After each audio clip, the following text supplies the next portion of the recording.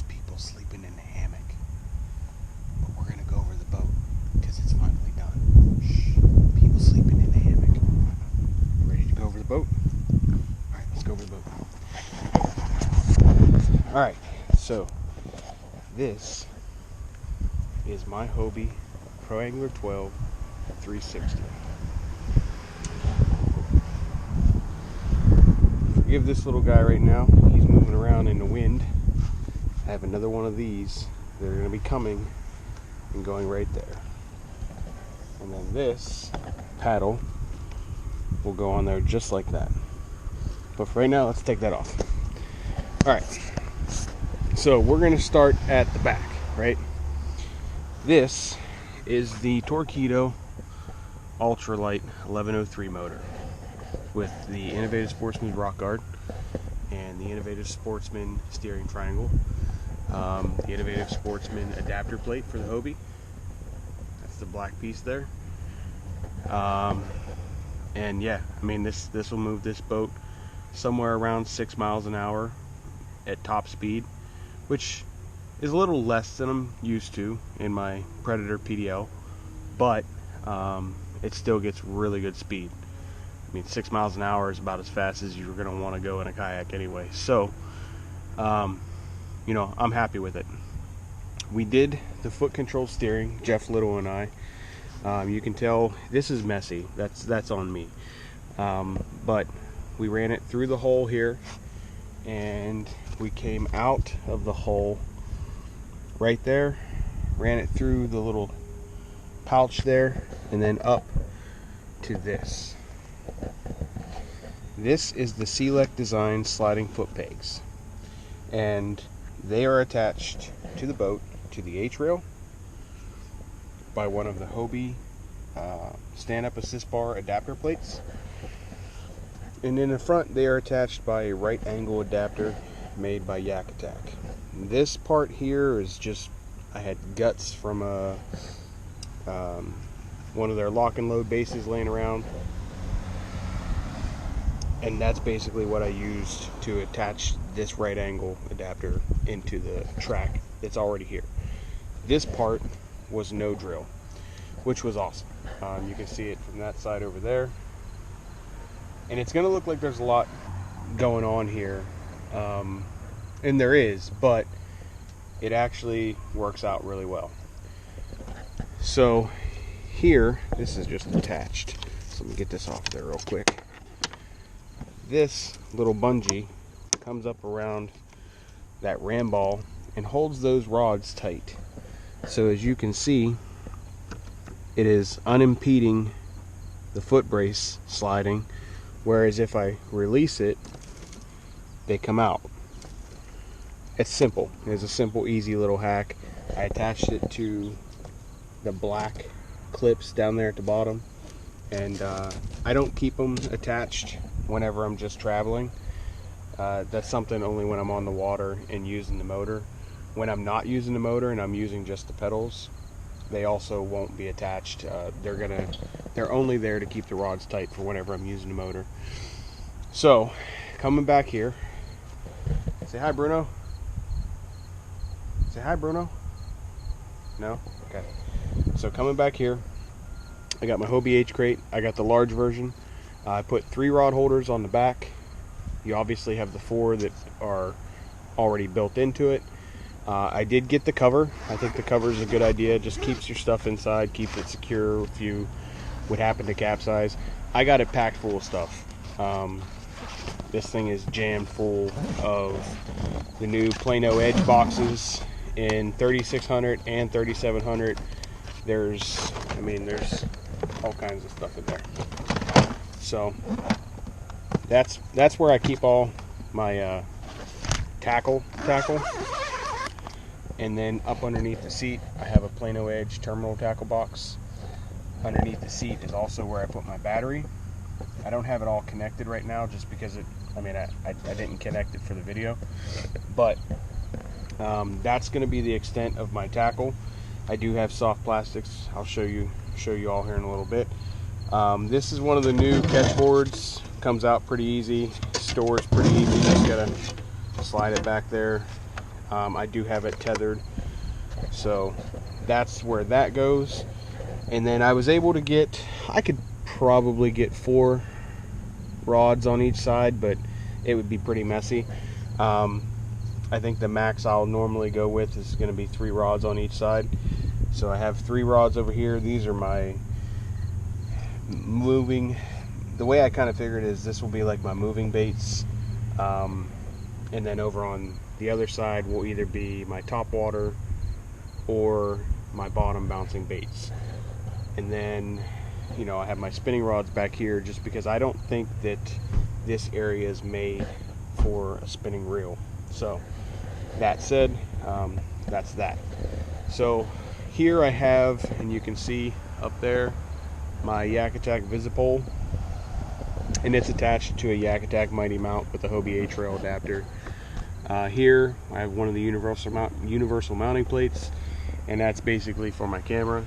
I did take a little bit of stuff out of here. There were some extra pieces and all that I just didn't need, and there was a little bit of movement involved with the mount itself, so I did take that out and just connected it directly to the base.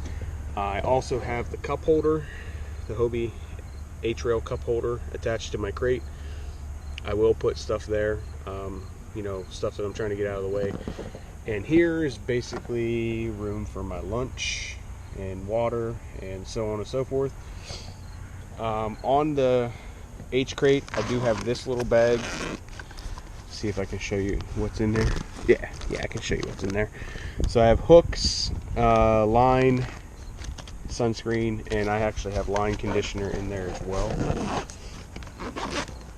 That's attached to the side there. This is one of the Eclipse bags that they make for the stand-up, I don't know exactly what it is, but it's one of the stand-up drives that you paddleboard. I think it's a paddleboard, but it has the kick up for the fins for the Hobie. So that goes on the front of that, on the handlebar.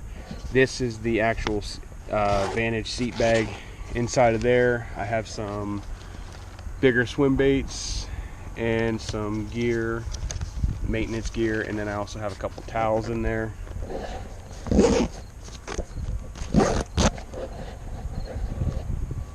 Moving forward, I mean, everyone knows about the Vantage Seat. It's a pretty amazing seat. I actually have a Yak Addicts kayak cushion en route that is going to go on the bottom. I don't really think there's a need for anything on the back, but we'll see how I feel after I get the first one, and if I love it, I might buy a second one. Here I bought the bag, or not the bag, the tray for my plastics. So that's going to be where all my plastics go. And then in the front, in the little pouch here, I have some top water poppers that are plastic. So those just secure down like that. I do not have the 360 drive in. On the trailer, I can't actually fit it down in. So that's, you know, obviously that's where the 360 drive goes. Coming back a little bit, obviously you have your handle for your 360 steering as well as your rudder. You also have another rudder handle steering on the other side. I mounted my Torpedo throttle mount right here, and that's basically to an A-Trail universal mounting plate. And then I did take a piece out of that because I just didn't need it.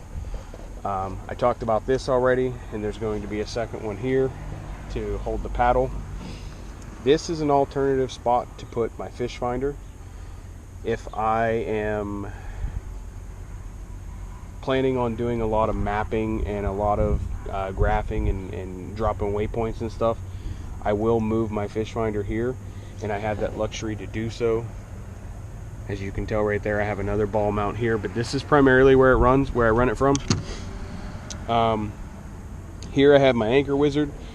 Not quite sold on the location of mounting where this is going to be yet. I think it's going to stay here, but I'm not entirely sure. So that's yet to be determined. We're in a trial phase with this. This is one of the ram claws. It's a 1-inch ball. That actually is for the camera that I'm using to film this video right now. So that's where that camera goes, and basically that camera will come out and it will look like this, looking forward, and I'll be able to move it a good amount if I need to. Here, this is just a trial. I don't know, every time I go to a tournament I feel like I win one of these things as a door prize. I have a bazillion of them, so it's more or less extra storage. Right now it's holding my Steelers cup full of tea. This Ego net is the absolute best net I've used to date, and it floats, so that's absolutely amazing. My fish finder unit is a Garmin 93 SV. It's a EchoMap 93 SV, and I do run pan optics with it. Coming forward, I run the anchor cord down through here, and then the anchor ball will sit right down underneath there. Coming around here, I have my motor raise cord for my Torpedo, and you can see the steering again ran on that side. I have the mini bin with the retractors for my pliers and my scissors. Here I have my pan optics mount, and that's on a 1.5 inch ball. And the way this works, it's a lot easier whenever it's not on the trailer, but it will come down and be just like that. And then whenever I need to move it, I just move it up.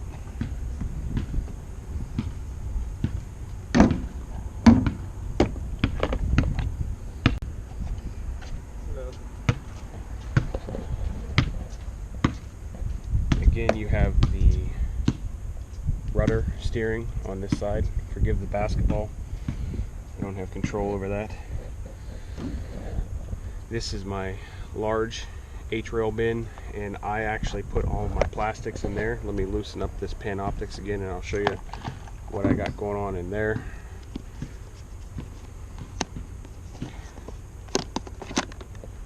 So, oh, can't show you that. All my plastics are in here, and some scent and that kind of stuff. So it comes back over, and in tow, this is where I will mount or put my pan optics if I'm going short distances. If I know I'm making a long trip, I will tuck it up inside of there just like that and tighten it down, but it stays pretty much. I mean, it stays where it's supposed to stay. And then just looking at this side of the Kayak and forward, it's basically it. I did do a little modification to the bin inside of here, so that way I could put my battery in the bin, and then I cut a hole and ran a wire up through there for my battery.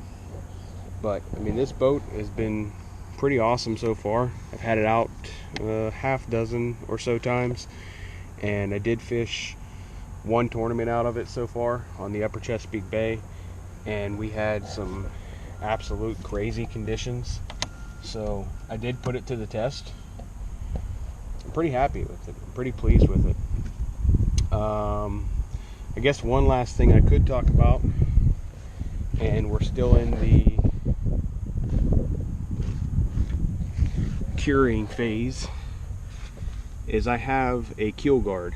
Forget this part here. This is mostly just to keep the keel guard attached to the Kayak until it's not going to come off of there, because there were some bends and stuff there, and it likes to bend off and peel off if you don't get it attached on there thoroughly.